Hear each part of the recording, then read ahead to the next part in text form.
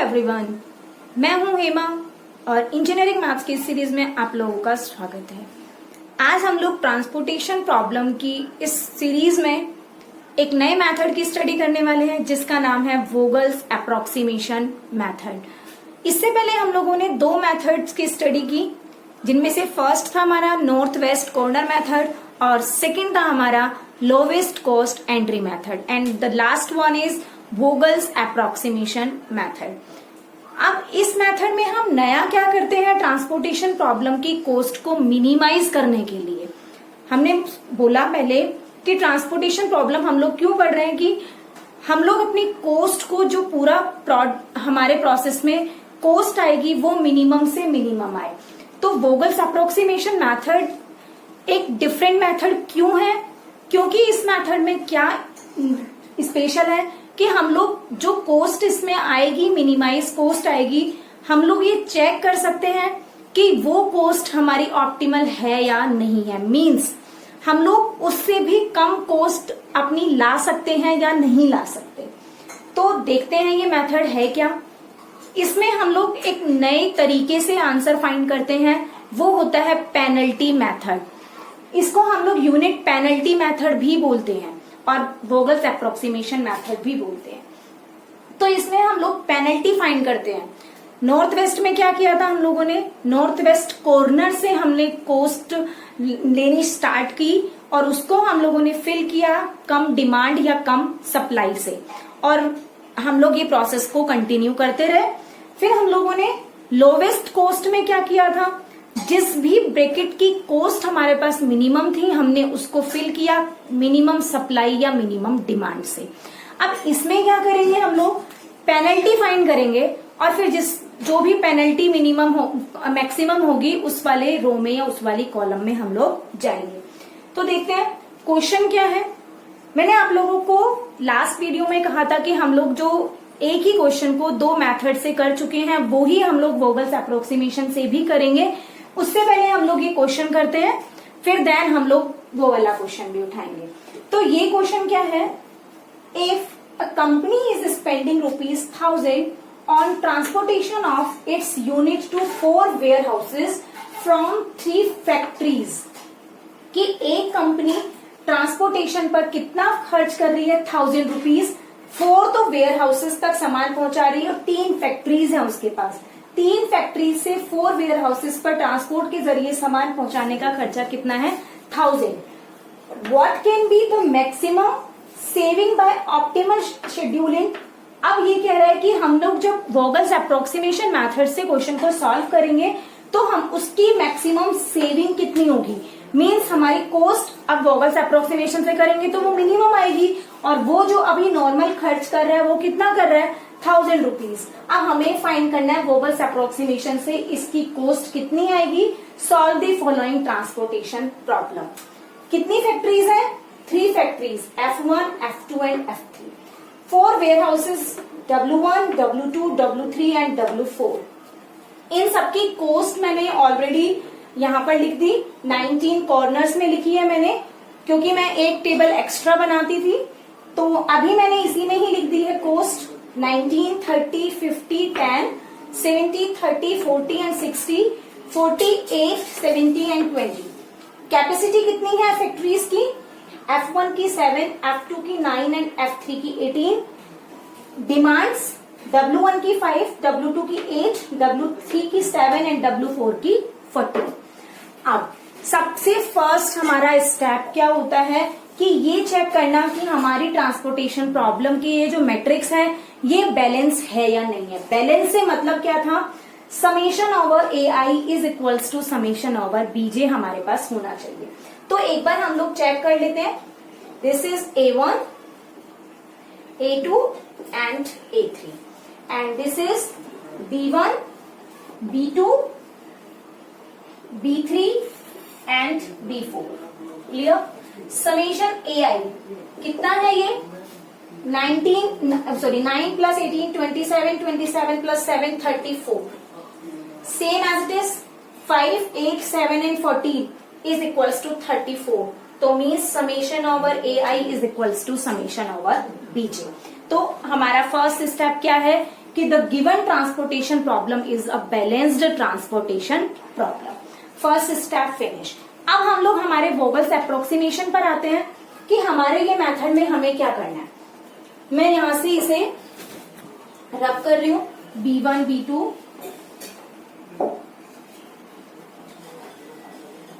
अब ये आप लोगों को पता चली गया कि ये क्या होते हैं AI और BJ। तो ये हमारे हैं 34। क्लियर? तो अब देखिए यहां पर क्या कर रहे हैं, अब हमें पेनल्टी फाइंड करनी है, रोज की भी पेनल्टी और कॉलम्स की भी पेनल्टी। तो यहां मैं एक कॉलम बना रही हूं अलग से पेनल्टी का, इधर भी और इधर भी। क्लियर? इधर भी पेनल्टी एंड इधर भी पेनल्टी। अब पेनल्टी कैसे फाइंड करते हैं, ध्यान से सुनिएगा। पेनल्टी में हम लोग अगर हम रो की निकाल रहे हैं तो हमें सबकी निकालनी है, तीनों रोज की एंड 4 कॉलम्स की। हम लोग जैसे मैं फर्स्ट वाली रो की निकाल रही हूं तो फर्स्ट रो में minimum cost, minimum and second minimum कितनी है 10 और सेकंड मिनिमम है 19। इन दोनों का डिफरेंस क्या है, मिनिमम कॉस्ट और second minimum cost. Minimum and second minimum का डिफरेंस हमें यहां लिखना है पेनल्टी में। 19 और 10 का डिफरेंस है 9, इधर मिनिमम है 30 और सेकंड मिनिमम है 40, तो इन दोनों का डिफरेंस है 10। अब थर्ड रो में आते हैं, देन मिनिमम है 8 और सेकंड मिनिमम है 20, इन दोनों का डिफरेंस है 12। ठीक है, ये हमारी रो की क्या हो गई पेनल्टी। अब बात आती है कॉलम्स पर। कॉलम्स में क्या है 19 और सेकंड 40, तो इन दोनों का डिफरेंस कितना हो गया, 19 एंड 40 का डिफरेंस 21। मिनिमम 8 और सेकंड मिनिमम दोनों सेम है तो 30, तो 30 और 8 का डिफरेंस कितना हो गया 20 का। 50 एंड 40 का डिफरेंस कितना है 10 एंड 10 और 20 का डिफरेंस हो गया 10। ये हमारी क्या हुई पेनल्टी। पेनल्टी कैसे निकाली है हमने, मिनिमम कॉस्ट और सेकंड मिनिमम कॉस्ट का डिफरेंस हमें यहाँ पर नोट करना है। अब ये बात आ गई, पेनल्टी निकल गई। फर्स्ट स्टेप क्या था, हमें ये चेक करना कि given transportation problem is a balanced transportation problem और a not balanced transportation problem. And second step, find the penalty of every column and every row. And now we will choose the maximum penalty. Maximum penalty is 22. अब देखिए मैंने maximum penalty choose की 22। अब 22 वाली रो या जो भी penalty maximum होगी हमें वो वाली रो या वो वाला कॉलम हमें सेलेक्ट करना है। तो अभी हमारे पास मैक्सिमम पेनल्टी थी 22। ये कौन सा कॉलम है, सेकेंड कॉलम है, मींस सेकेंड वेयर हाउस में जा रहे हैं। सेकेंड कॉलम की बात आ रही है तो सेकेंड कॉलम में हमें मिनिमम कॉस्ट को चूज करना है। क्या, पेनल्टी मैक्सिमम होनी चाहिए और उस पेनल्टी वाली रो में या उस पेनल्टी वाले कॉलम में कॉस्ट मिनिमम चूज करनी है। तो कॉस्ट मिनिमम कितनी है 8, क्योंकि 30 एंड 8 में से मिनिमम है 8। अब हमें इस मिनिमम कॉस्ट वाले कॉलम को वही मिनिमम डिमांड या मिनिमम सप्लाई जो भी मिनिमम हो उससे हमें फिल करना है। तो 8 को चूज किया। अब इसमें डिमांड कितनी है 8 की, सप्लाई कितनी है 18 की, तो 18 और 8 में से जो भी मिनिमम होगा हमें वो फिल करना है। तो 8 मिनिमम था, 8 खत्म हुआ तो यहाँ कितने बच गए 10। ठीक है, अब क्या करना है, मीन्स अब ये वाला वेयर हाउस का काम खत्म, इसकी डिमांड कंप्लीट हो गई तो ये वाला हमने यहाँ पर फिल कर दिया। अब आप लोग ऐसा भी कर सकते हो कि एक न्यू टेबल जनरेट करो। चलो हम लोग एक टेबल और बना लेते हैं। मैं इधर ये दूसरी टेबल बना रही हूँ, उसमें मैं थोड़ा सा शॉर्टकट ही लिख रही हूँ। ये सेकेंड वेयर हाउस का काम complete, W1, W3 and W4 लिख रहे हैं हम। W1, W2 and W4। तो इधर है हमारे पास फैक्ट्रीज, तो ये है फैक्ट्री 1, फैक्ट्री 2 एंड फैक्ट्री 3। अब देखिए क्या है ये, क्या क्या बचा कॉस्ट 1950, W2 नहीं है सॉरी W3 है। 19, 50 and 10 19, 50 and 10. Clear? 70, 40 and 60. 70, 40 and 60. And the last row is 40, 70 and 20. 40, 70 and 20. Clear? अब यहाँ एक बार हम ए आई लिख लेते हैं. क्या क्या हमारे पास आई है, ये ए आई बची है 7, 9 and 10. 7, 9 and 10. और बीजे क्या है 5, 7 and 14. 5, 7 and 14. एक बार फिर से देख लो. हमने इस 20 ये वेयर हाउस सेकेंड वाला कॉलम को स्किप कर दिया नेक्स्ट रो में, क्योंकि इसकी डिमांड कंप्लीट हो गई, ये वाला फिल हो गया. क्लियर? इसको फिल करने के बाद हमारे पास बाकी के जो रो या बाकी का जो कॉलम बच गया, हमें वो वाला यहाँ पर नोट करना है. तो F1 फैक्ट्री में 19, 50 एंड 10. F2 वाले सेकेंड रो में 70, 40 and 60. 70, 40 and 60 and the last column में 40, 70 एंड 20. 40, 70 एंड 20. ये बचा. और ए आई ये रहा हमारे पास 7, 9 और इसमें 10 बच गया था, और इसमें 8 कंप्लीट हुआ तो 5, 7 एंड 14. अब हमें न्यू पेनल्टी फाइंड करनी है. ये नहीं कि हमें पहले वाले से ही काम चलाना है. हमें हर बार जो भी हमें एक बार फिल हो गया वेयर हाउस या फैक्ट्री, तो हमें उसको स्किप करने के बाद हमें नई पेनल्टी फाइंड करनी है, हर एक रो की भी और हर एक कॉलम की भी. तो अब हम लोग यहाँ पर फिर से पेनल्टी फाइंड कर रहे हैं. फिर से हम लोग पेनल्टी लिख रहे हैं. तो अब देखिए पेनल्टी का वही प्रोसेस रहेगा. क्या? मिनिमम कॉस्ट और सेकेंड मिनिमम कॉस्ट का डिफरेंस. तो मिनिमम है 10 और सेकेंड मिनिमम है 19, तो 9. Minimum 40 and 60, 20. एक बार हम लोगों को प्रैक्टिस हो जाएगी तब हम लोग यहीं पर ही एक ही टेबल से पूरा फाइंड कर सकते हैं. ठीक है? 9, 20 एंड इसमें 20 और 40 का डिफरेंस हो गया 20. अब यहाँ पर 19 और 40 का डिफरेंस वही 21. 50 और 40 का डिफरेंस हो गया 10. 10 और 20 का डिफरेंस 10. अब मैक्सिमम पेनल्टी है 21. अब मैक्सिमम पेनल्टी है 21. 21 वाला कॉलम कौन सा है? फर्स्ट कॉलम को हमें लेना है, और फर्स्ट कॉलम में minimum cost is 19. Minimum cost is 19. तो अब इस 19 को हमें फिल करना है ए आई और बीजे में से जो भी मिनिमम होगा. मींस डिमांड और सप्लाई में से जो भी हमारे पास मिनिमम होगा उससे हमें फिल करना है. तो 5 और 7, क्योंकि ये वाला है हमारा फर्स्ट रो का फर्स्ट कॉलम, तो 19 वाली रो में 7 तो है कैपेसिटी और 5 है डिमांड. तो डिमांड कम है तो हमने डिमांड से इसको फिल कर दिया, और यहाँ कितना बच गया? 2. सप्लाई कितनी बच गई? 2 की सप्लाई. अब मैं यहीं पर ही काम कर रही हूँ. 5 का काम कंप्लीट हो गया 5 का काम कंप्लीट. तो अब मैं यहाँ पर देखिए हमारा फर्स्ट, अब जब न्यू टेबल हम लोग जनरेट करेंगे तो न्यू टेबल में सिर्फ और सिर्फ ये 2 आएंगे हमारे पास. चलो मैं बना ही देती हूँ.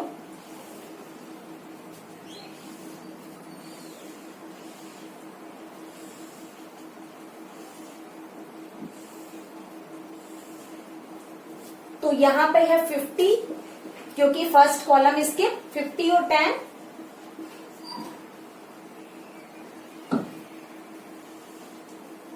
40 एंड 60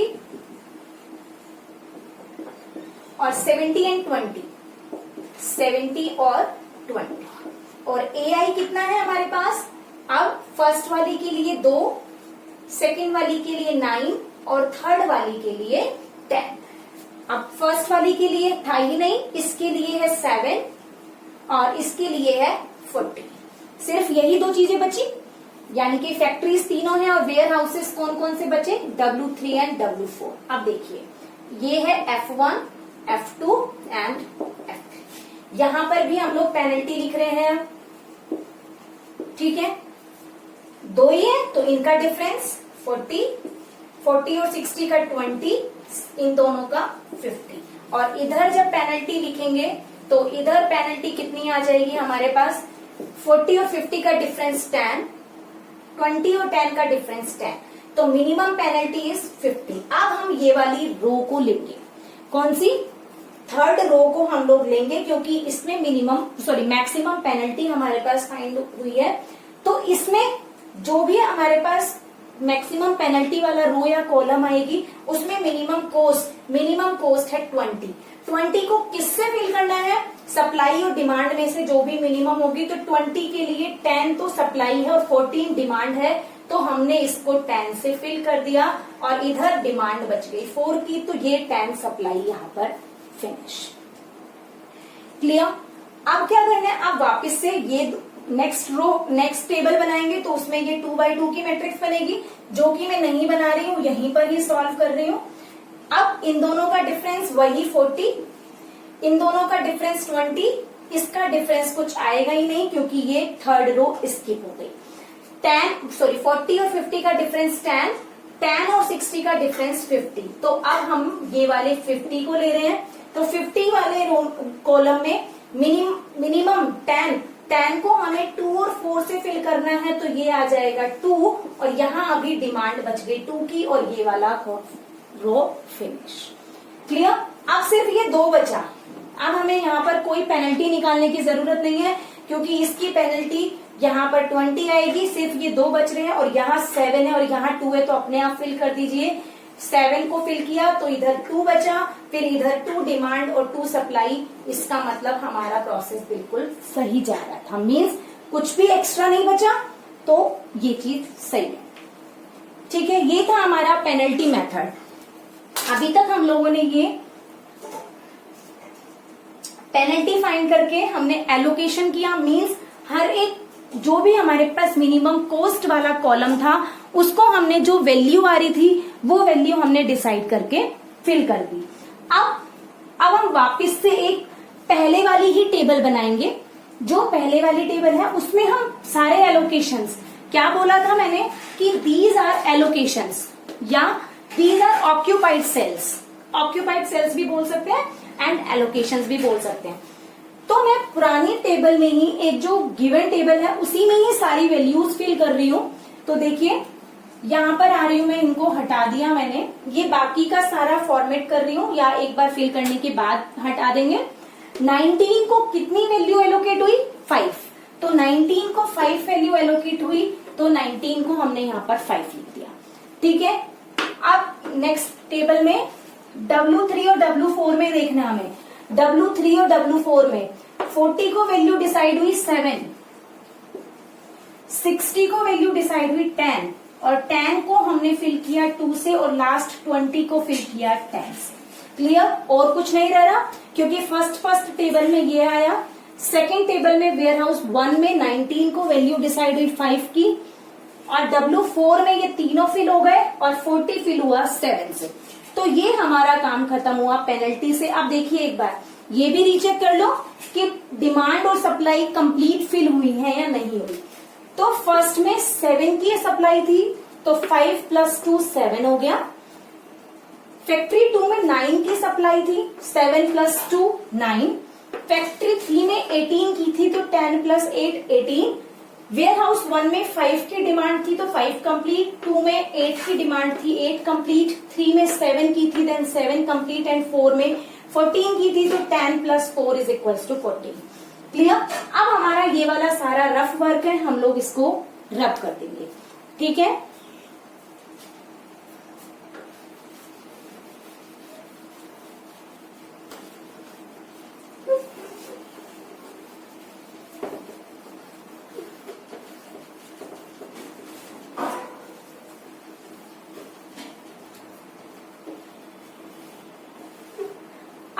वापस से वही कि मिनिमम कॉस्ट हम लोग कैसे फाइंड करते हैं।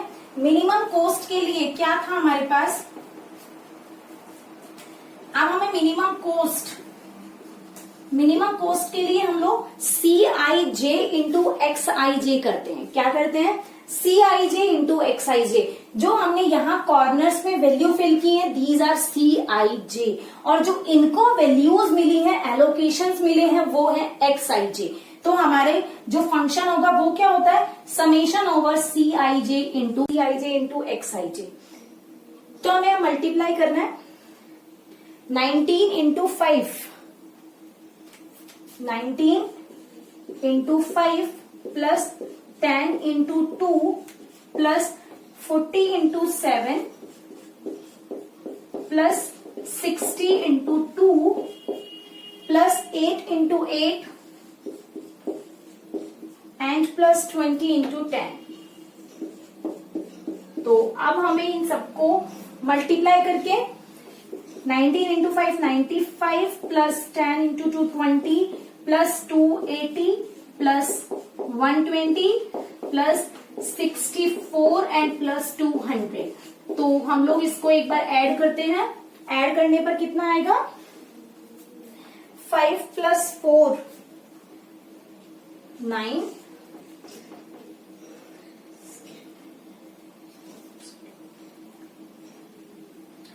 779। तो ये हमारे पास कितना आया? 779। हमें दिख रहा है कि 779 हमारे पास ये आया। अब कंपनी कितना स्पेंड कर रही थी? 1000 रुपीज, और हमारे पास कितना आया है? 779। मीन्स वोगल्स अप्रोक्सीमेशन से हमें ये तो पता चला कि हमारी कॉस्ट मिनिमम आएगी। क्लियर? अब मिनिमम आ रही है, अब हमें ये और चेक करना है कि ऑप्टिमल टेस्ट और कह रहा है कि एक बार ऑप्टिमलिटी और चेक करो कि और भी इससे मिनिमम कॉस्ट आ सकती है या नहीं आ सकती। तो इसमें हमारे पास एक ऑप्टिमलिटी टेस्ट और होता है, जिसके बारे में हम हर टर्न पे डिस्कशन करते हैं कि ऑप्टिमलिटी टेस्ट है क्या ये ऑप्टिमलिटी टेस्ट। सबसे पहले बात आती है ऑप्टिमलिटी टेस्ट हम लोग किस में लगाते हैं? हम लोग ऑप्टिमलिटी टेस्ट लगाते हैं कि जिसमें हमारे पास नॉन डीजेनरेसी की कंडीशन आती है। अब ये डीजेनरेसी क्या है? डीजेनरेसी और नॉन डीजेनरेसी होता है कि डीजेनरेट सॉल्यूशन हम लोग उसको बोलते हैं कि जिसमें number of allocations is equals to m plus n minus 1 होते हैं। नंबर ऑफ एलोकेशंस कितने होते हैं? m plus n minus 1। तो अब यहां पर हम लोग देखते हैं कि number of allocations is equals to m plus n minus 1। तो m क्या है हमारे पास?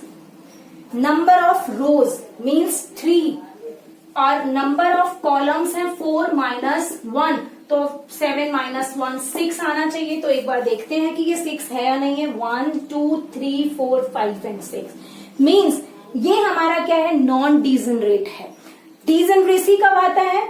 कि जब हमारे पास इसमें number of allocations are less than m plus n minus 1 हो। मीन्स जब हमारे पास नंबर ऑफ एलोकेशंस होंगे वो लेस देन होंगे m प्लस n माइनस 1 से, तो ये कंडीशन होती है डीजेनरेट की, कि हमारा डीजेनरेट है सॉल्यूशन, और ये है नॉन डीजेनरेट कि ये हमारी नॉन डीजेनरेसी है और ये डीजेनरेट है। तो अभी हमारे पास ये कंडीशन आ रही है कि number of allocations are is equals to m plus n minus 1 है। तो हम लोग डायरेक्ट इसमें ऑप्टिमलिटी टेस्ट लगाते हैं।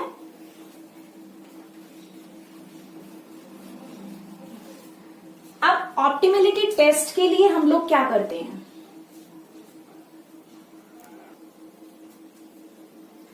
अब देखिए ऑप्टिमलिटी टेस्ट में क्या करना है हमें।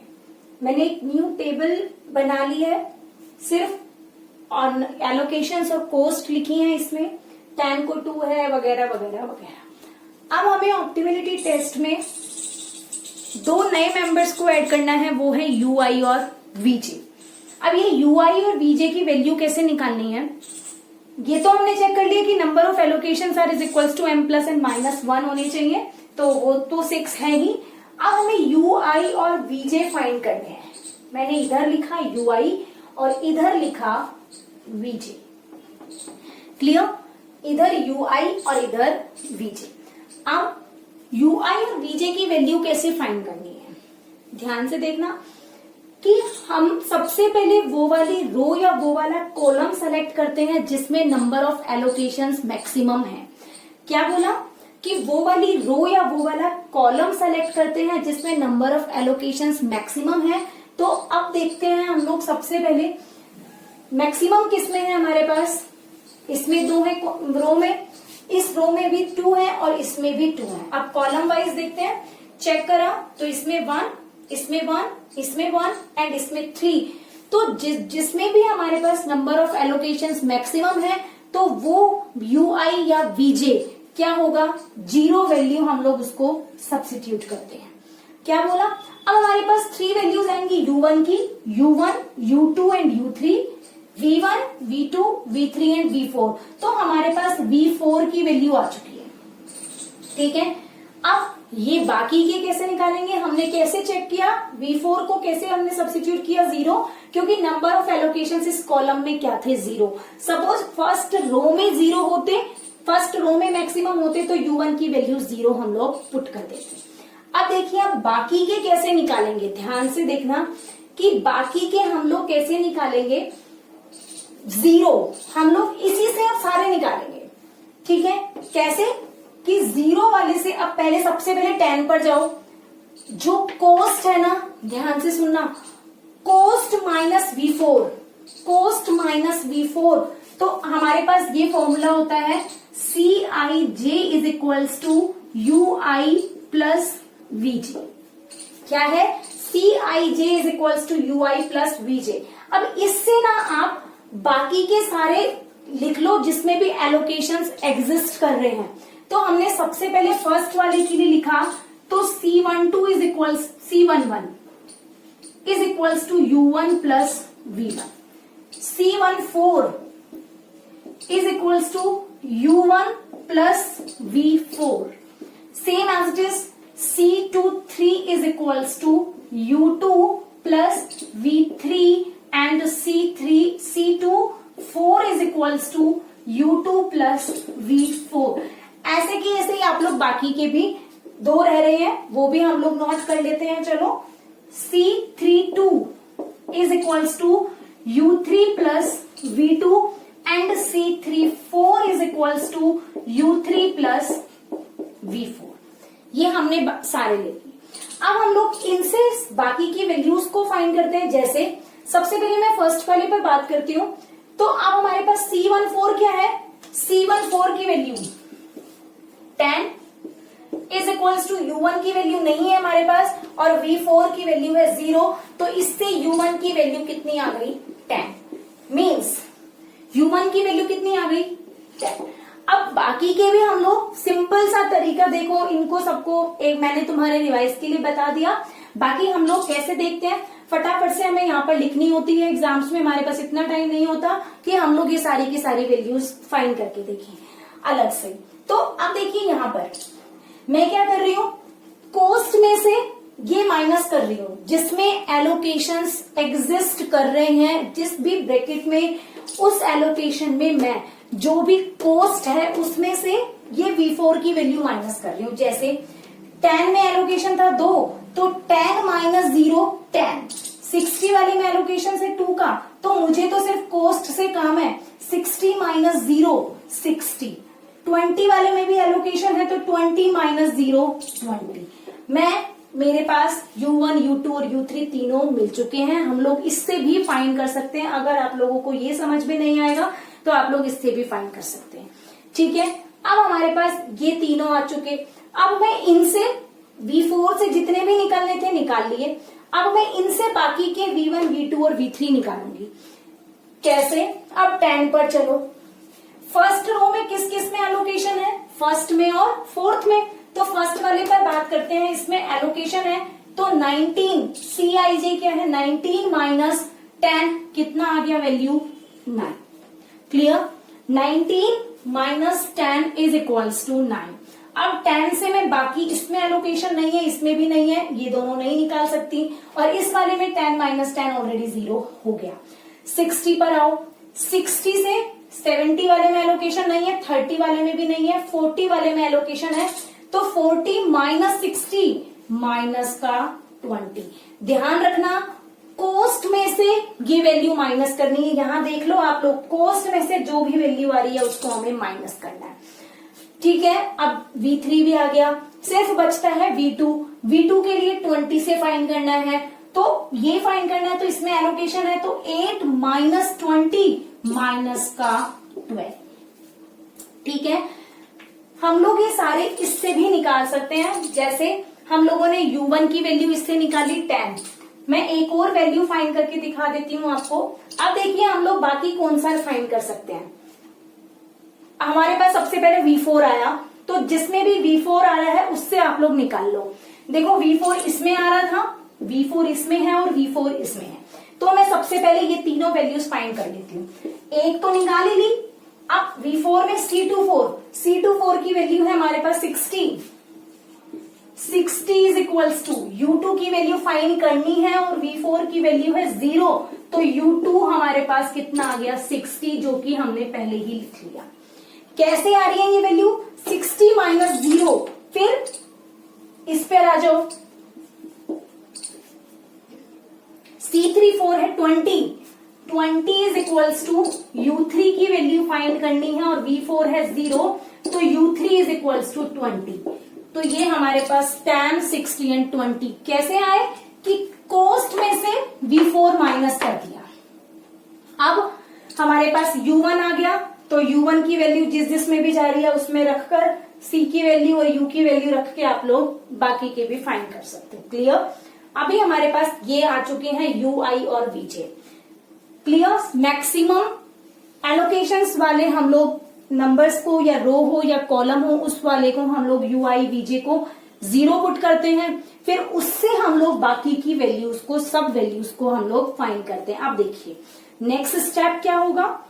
नेक्स्ट स्टेप में हम लोग जिसमें एलोकेशंस हैं उसको छोड़कर जो नॉन ऑक्यूपाइड सेल्स हैं, दो तरीके के सेल्स हैं, एक है ऑक्यूपाइड सेल्स और एक नॉन ऑक्यूपाइड सेल्स, या हम लोग एलोकेशंस जिनको बोलते हैं।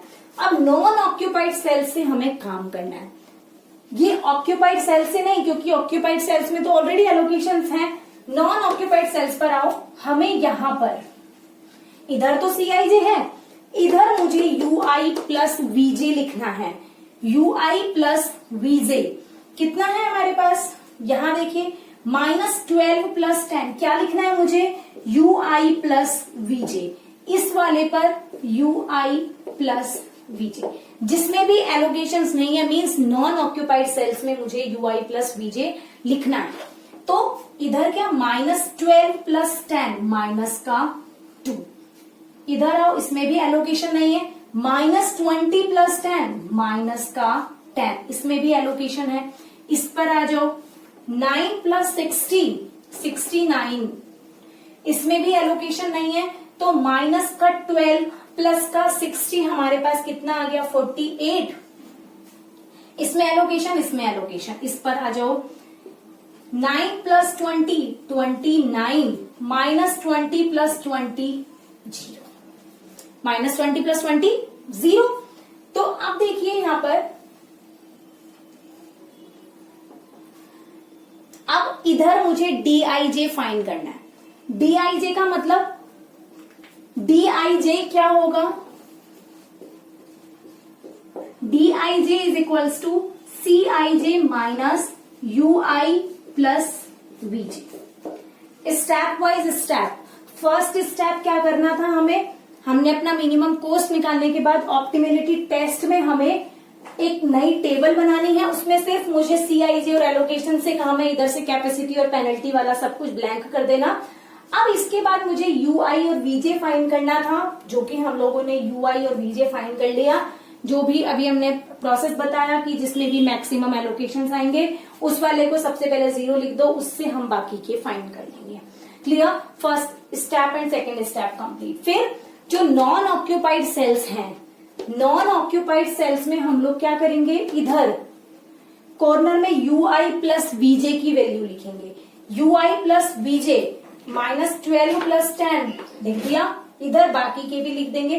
फिर नीचे कॉलम में हम लोग क्या लिखेंगे, DIJ। DIJ क्या है, CIJ minus UI plus VJ। तो DIJ 30 माइनस -2 क्या है, CIJ है 30 माइनस ऑलरेडी है और इधर भी माइनस है, तो 30 minus -2 means 30 plus 2 32। 50 minus -10 means 60। 70 minus 69 means 1। 30 minus 48 means हमारे पास कितना आ जाएगा, 18 माइनस का 18। और इधर है 40 माइनस 29 मीन्स 11।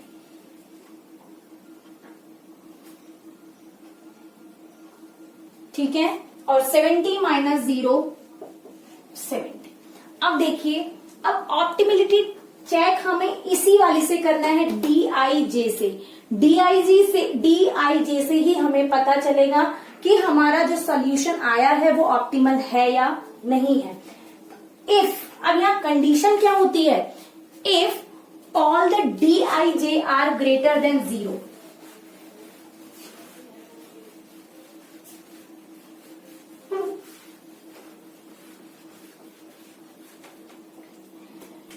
अब यहां कंडीशन है अपने पास, if all the DIJ are greater than and equals to 0 होते तो हमारा जो गिवन सॉल्यूशन 779 आया था वो ऑप्टिमल होगा।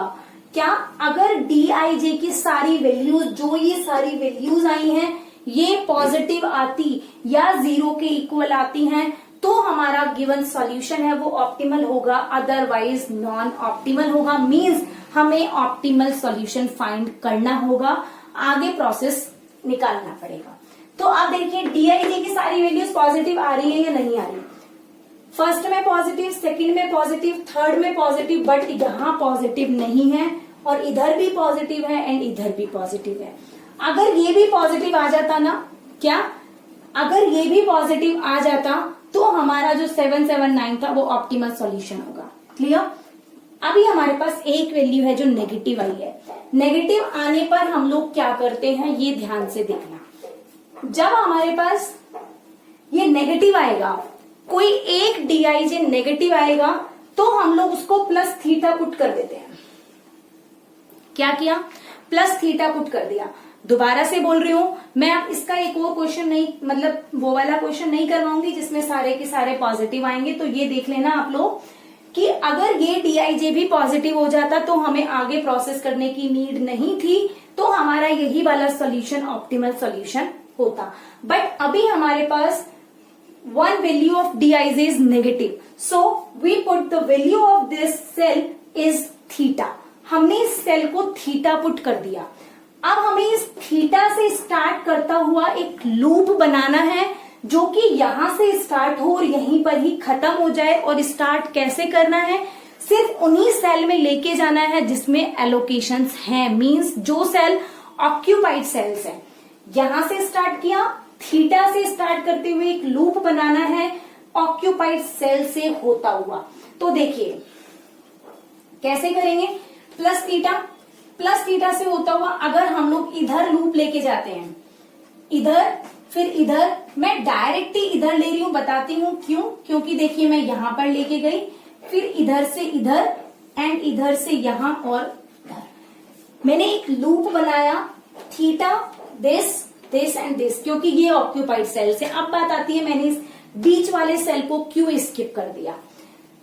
मैं यहां से थीटा और फिर जिस एरो पर गया उसे माइनस थीटा, फिर जो एरो आया उस पर प्लस थीटा, फिर जिस एरो पर गया माइनस थीटा और वापस प्लस थीटा। अगर हम लोग इस 7 को इंक्लूड करते तो हमारे पास ये अभी माइनस थीटा आता, फिर ये प्लस थीटा, फिर ये माइनस, फिर ये प्लस और फिर ये माइनस थीटा आता, जो कि लूप गलत हो जाता। तो हमने इसको स्किप कर दिया। हमें एक लूप बनाना है थीटा से स्टार्ट करता हुआ और जो ऑक्यूपाइड सेल्स हैं उनसे होते हुए plus theta, minus theta, plus theta and minus theta और वापस प्लस थीटा पर ही हमें आना है। अब बात आ रही है इस थीटा की वैल्यू कैसे फाइंड करें। थीटा की वैल्यू के लिए हमें मिनिमम ऑफ थीटा की दो तरीके की वैल्यू आई है, एक प्लस थीटा और एक माइनस थीटा। तो हमें माइनस थीटा वाले सेल से काम करना है। माइनस थीटा से 2 माइनस थीटा एंड ये प्लस है और 8 minus theta, 8 minus theta is equals to 0। This is implies minimum लेना है तो एक बार 2 माइनस थीटा बराबर 0 तो मीन्स थीटा बराबर 2 और एक बार 8 माइनस थीटा बराबर 0 means theta is equals to 8। तो हमारे पास मिनिमम वैल्यू क्या आई है, थीटा इज इक्वल्स टू 2। ठीक है, तो हमारे पास वैल्यू क्या आ गई है, थीटा इज इक्वल्स टू 2। तो अब मैंने एक न्यू टेबल जनरेट की वही CIJ हम लोगों के पास जो भी था वो लिखा हम लोगों ने। अब देखिए अब हमें थीटा को वैल्यू पुट करनी है। थीटा हमारे पास 4 जगह पर था, हमें वहां पर जैसे जैसे थीटा आ रहा है हमें वहां पर थीटा की वैल्यू पुट करनी है। सबसे पहले हम उन सेल्स को फिल कर लेते हैं जो कि थीटा से फ्री है। 19 वाला 5 और 10 वाला 2 और 7, 40 को 7, ये सेल हमारे पास थीटा से फ्री थे तो हमने सबसे पहले इनको वैल्यू पुट कर ली। ठीक है, अब हमें थीटा की वैल्यू पुट करनी है। इधर है प्लस थीटा की वैल्यू है 2, ये हो गया। 2 माइनस थीटा मीन्स 2 माइनस 2 0, ये वाला सेल फ्री होकर इधर हमारे पास वैल्यू आ गई। 8 माइनस थीटा 8 वाले सेल में है, 8 माइनस थीटा मीन्स 8 माइनस 2 6, और 10 plus theta means 10 plus 2 is equals to 12। ठीक है, इसमें क्या होता है कि एक सेल फ्री होकर एक सेल से हमारे पास को वैल्यू चली जाती है और दूसरे सेल पर वैल्यू आ जाती है। जैसे यहां पर हुआ कि 2 माइनस थीटा 0, ये वाला सेल ब्लैंक हो गया और 30 वाला सेल फिल हो गया, जिसमें पहले वैल्यू नहीं थी उसमें वैल्यू आ गई। अब क्या करना है, अब हमें एक बार वापिस से देखना है कि इससे जो सोल्यूशन आएगा वो ऑप्टिमल होगा या नहीं होगा। अगर इसमें भी कोई एक DIJ की वैल्यू नेगेटिव आ जाएगी तो हमें आगे यही की यही प्रोसेस फिर से स्टार्ट करना है। तो देखते हैं फिर से वही UI और VJ क्या निकाल रहे हैं। UI और VJ क्या था हमारा कंसेप्ट कि जिसमें ज्यादा एलोकेशंस होते हैं। अब भी देखिए नंबर ऑफ एलोकेशंस वही है, m प्लस n माइनस 1, 6 आने चाहिए। 1 2 3 4 5 6, सिर्फ फर्क क्या पड़ा है, इधर से सेल फ्री हो गया और इधर फिल हो गया। अब भी वही है। अब हमें UI और VJ फाइंड करना है। अब देखिए इसमें भी 2, इसमें भी 2 और इसमें भी 2, इसमें 1, इसमें 2, इसमें 1 और इसमें 2। अब देखिए कोई भी मैक्सिमम नहीं आ रहा, 2 वाले हमारे पास 3-4 सेल है, तो इसमें हम रेंडमली कोई भी चूज कर सकते हैं, कोई सा भी चूज कर सकते हैं, उसी से हम बाकी की वैल्यू निकालेंगे। तो अब देखिए मैं फर्स्ट वाले को 0 वैल्यू दे रही हूं। मैंने क्या करा, U1 की वैल्यू 0 निकाल दी। अब मैं इस 0 से बाकी की वैल्यूज निकालूंगी। देखिए सेल ऑक्यूपाइड है, तो अब यहाँ ऑक्यूपाइड है 19 माइनस 0, इस वैल्यू में से पोस्ट में से ये वाली वैल्यू बाहर वाली वैल्यू को माइनस करना है। 19 माइनस 0 19, ये नॉन ऑक्यूपाइड 10 माइनस 0 10, 2 वैल्यूज आ गई हमारे पास। अब 19 से देखो कोई भी नहीं निकाल सकती, इधर से निकाल सकती हूं। 20 माइनस 10 10 से ये वाली निकाल सकती थी जो कि ऑलरेडी है ही। अब इस 10 से निकालिए 8, जो भी ऑक्यूपाइड है जिसमें एलोकेशन है उसमें जाइए। 8 माइनस 10 का मतलब है माइनस का 2। अब इधर जाइए 30 माइनस माइनस 2 32, 40 माइनस 32 यानी कि 8। अब हमारे पास ये बाकी के भी वैल्यूज आ गई। ठीक है, क्या है 19 और बाकी की वैल्यूज हमारे पास ये आ चुकी है। अब नॉन ऑक्यूपाइड सेल को फिल करना है इधर UI प्लस VJ से। UI प्लस VJ से -2 प्लस 0 -2, 50 वाला 8 प्लस 0 8, इधर वाला 19 प्लस 32 51, और इधर 30 प्लस 10 42, और इधर 19 प्लस 10 29, और इधर क्या आ जाएगा 80। क्लियर, ये चीज आ गई हमारे समझ में।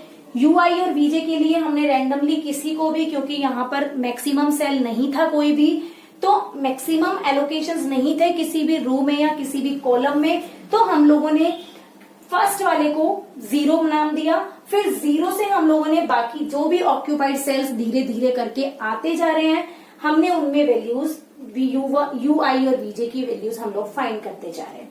Clear, then next step is ui plus vj हम लोगों ने नॉन ऑक्यूपाइड सेल्स में यहां कॉर्नर में लिखा। अब यहां पर dij और dij की वैल्यू है cij minus ui plus vj। तो 30 माइनस माइनस टू, ध्यान रखना यहां गलती मत कर देना क्योंकि यहां ऑलरेडी माइनस है, तो हमें यहां माइनस और यहां minus plus. 30 plus 2 32, 50 plus 8 58, 70 minus 19, ठीक है, और 60 माइनस 42 18, 40 माइनस 29 19, सॉरी,